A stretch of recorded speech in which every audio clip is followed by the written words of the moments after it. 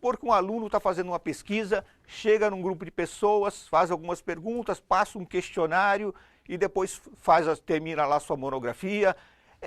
Se fosse uma pesquisa autobiográfica, qual seria a diferença? Ok. Para responder a sua pergunta, retomar um pouco o ponto do bloco anterior, quando eu falava dessa virada linguística do movimento da literatura, também do movimento da história oral, da nova história, mas para chegar, para pensar de que modo essa perspectiva de pesquisa chega ou inicia no campo educacional. Isso tem a ver com a própria ideia do conceito de formação.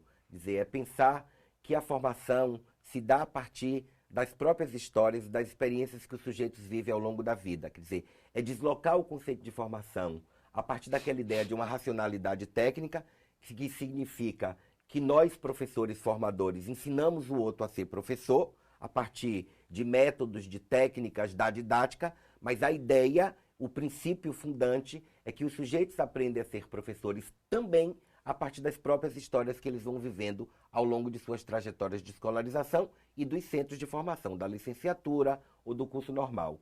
Então isso impacta.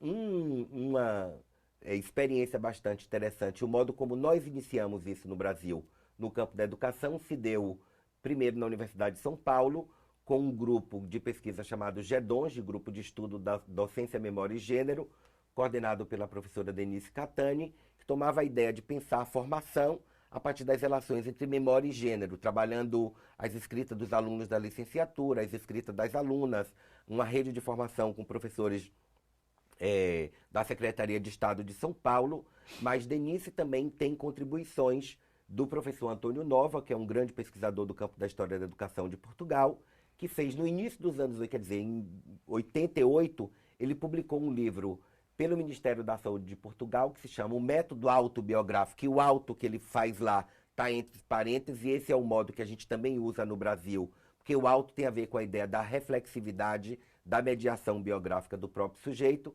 Depois o Nova publica um livro, Vida de Professores e Profissão Professor, e é um dos teóricos que muito tem contribuído para os trabalhos que nós temos feito no campo da educação no Brasil. Inclusive, ele já foi um dos conferencistas do Congresso de Pesquisa Autobiográfica da 4ª edição, quando foi em São Paulo.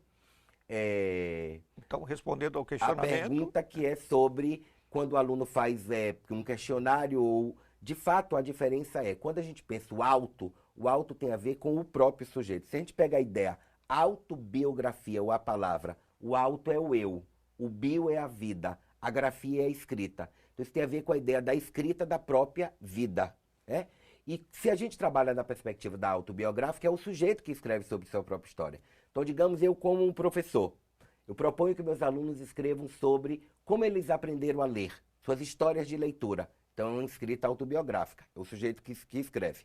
Agora, se eu fizer uma entrevista com professoras da cidade de Cuiabá sobre repertórios de leitura delas, já não é autobiográfico, é biográfico, porque eu estou entrevistando uma pessoa. Então essa é a diferença do auto, que é o eu, o bio é um trabalho que faz o biógrafo. Por exemplo, Rui Castro, que é um grande biógrafo brasileiro, ele faz a biografia, né? Diferente do trabalho autobiográfico e do trabalho